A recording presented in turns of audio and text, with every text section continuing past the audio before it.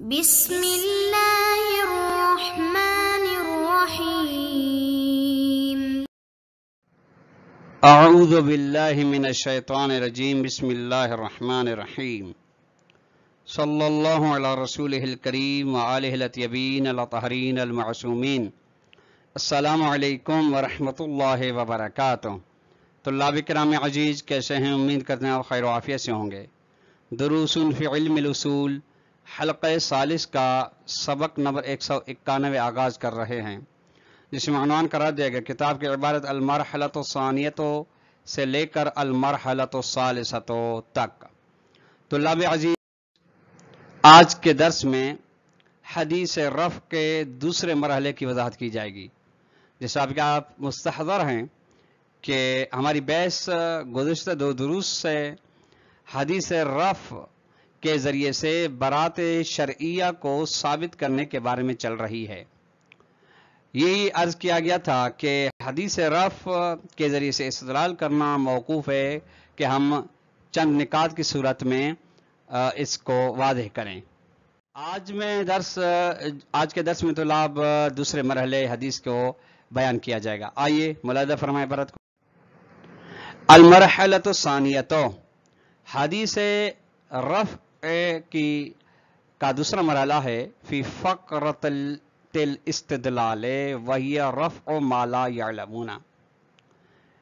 پہلا مرحلہ تھا فقہ الحدیث کے بارے میں، دوسرا مرحلہ ہے استدلال کا جو محل ہے، یعنی شاہد مثال اس فقرے کے بارے میں جس کے ذریعے سے برات شریعہ پر استدلال کیا گیا، وہ ہے رفع ما لا یعلمون، کہ یعنی رفع امتی تسعۃ اشیاء، ان میں سے ایک ہے ما لا یعلمون، وہ چیز جس کو میری امت نہیں جانتی۔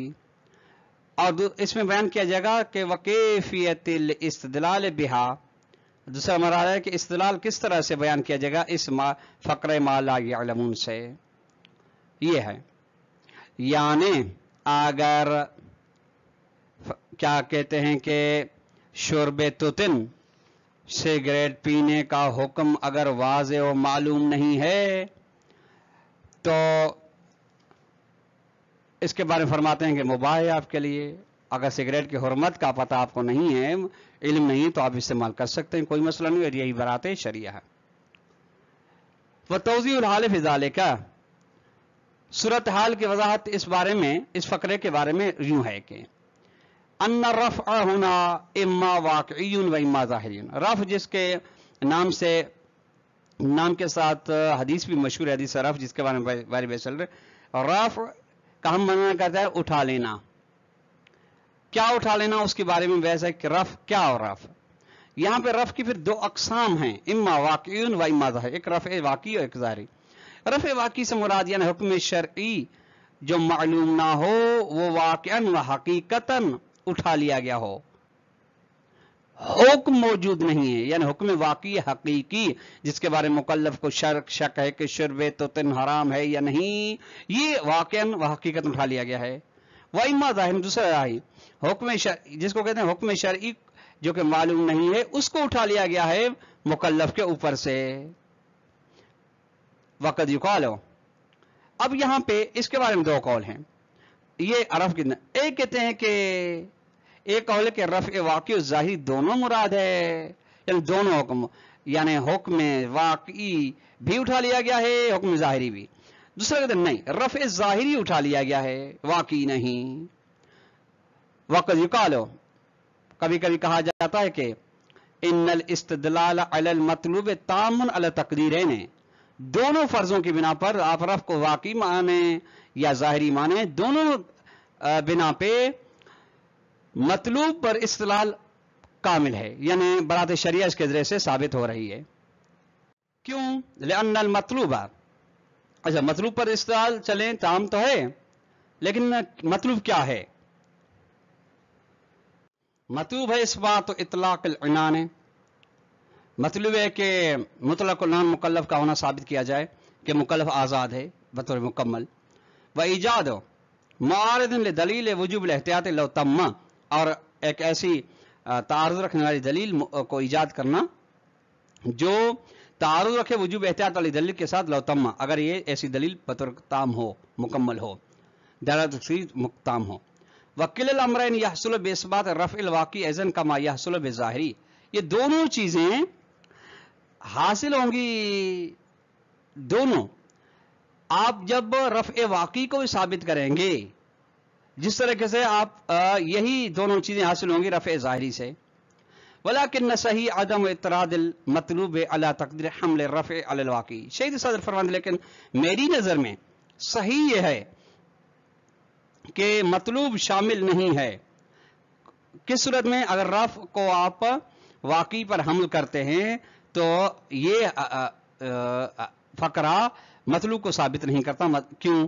اذ کثیر ما یتفق العلم، کیونکہ اکثر و بیشتر اوقات جو علم ہوتا ہے یا قیام الدلیل یا کوئی دلیل قائم ہوتی ہے تو اس بارے میں ہوتی ہے کہ علم یا قیام دلیل علی اختصاص سے علی عدم اختصاص تکلیف المشکوک علی تقدیر ثبوت بالعالم، بالعالم کا تعلق عدم اختصاص کے ساتھ، یعنی علم قائم ہے اس پر اور دلیل قائم ہے اس پر کہ تکلیف مشکوک، فرق شرب تو تن کا حرمت مشکوک ہے، یہ مخصوص نہیں ہے اس کے ساتھ اس فرق کے بنا پر کہ عالم کے ساتھ ہو. یعنی یہ تب ہے جب انسان، یہ مخصوص نہیں ہے بلکہ احکام مساوی ہیں. عالم و جاہل کے لیے بحث گزر چکی ہے.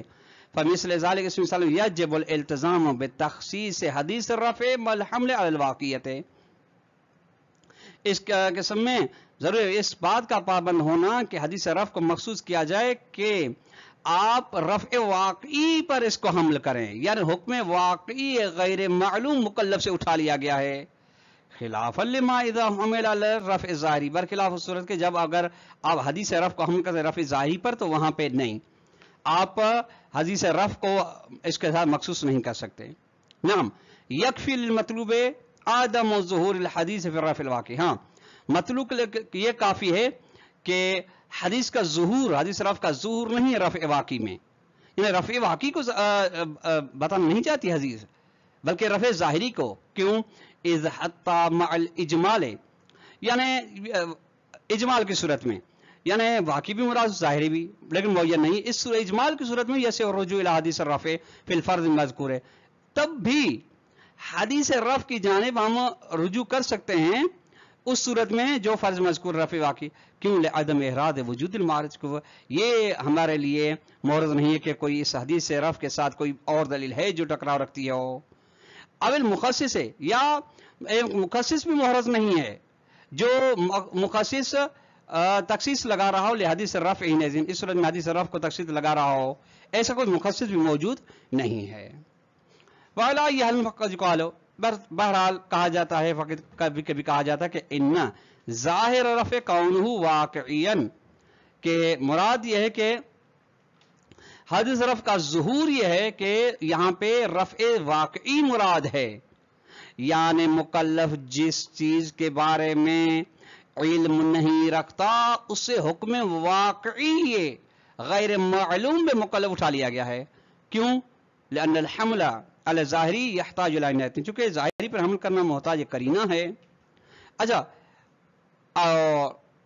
وہ کون سا کرینہ ہو سکتا ہے؟ اما بجعل المرفوع وجوب الاحتیاط ہے تجاہ ما لا یعلم لا نفسه، کیا کہ آپ مرفوع یعنی جس چیز کو اٹھا لیا گیا ہے اس کو آپ وجوب احتیاط قرار دیں اس چیز کے مقابلے میں جس کے بارے میں نہیں جانا گیا، نہ کہ خود وہ چیز. وہ خلاف ظاہر جداً، یہ تو مرفوع کو وجوب احتیاط قرار دینا یہ بالکل ظاہر کے خلاف ہے. ظاہر حدیث یہ بتانا چاہیے. نمبر 2 وما بتطعیم الظاہریت فی نفس الرفع، یا ظاہریہ کو آپ مراد لیں خود رفع کے اندر، وہاں مرفوع یہ رفع، یعنی بائے بیانیہ تطعیم ظاہریہ کی بأن یفترض، یعنی فرض کیا گیا کہ کیا جائے کہ ان تکلیف لہو وضعان و رفعان، تکلیف کی دو وضع ہے ایک اور دو رفع، واقعی یعنی وضع واقعی وضع ظاہری، رفع واقعی رفع ظاہری. فوجوب الاحتیاط وضع ظاہری لتکلیف الواقعی، وجوب احتیاط یہ وضع ظاہری ہے تکلیف واقعی کے لیے. ونفی هذا الوجوب، اس وجوب احتیاط کی نفی کرنا رفع ظاہری لہو تکلیف واقعی کے لیے رفع ظاہری ہے. وکل ذالک عنایت، یہ تمام کے تمام یہ کرینہ ہے. فیتعین الحمل علی الرفع الواقعی، بس معین ہے کہ اب اس کو رفع واقعی پر حمل کیا جائے حدیث رفع کو، نہ رفع ظاہری پر. والجواب علی ذلک کی وجہ ہے نا شیخ صدر میں اس بات کا جواب دو صورتوں میں دیا گیا ہے جو بیان کرتے ہیں ہم.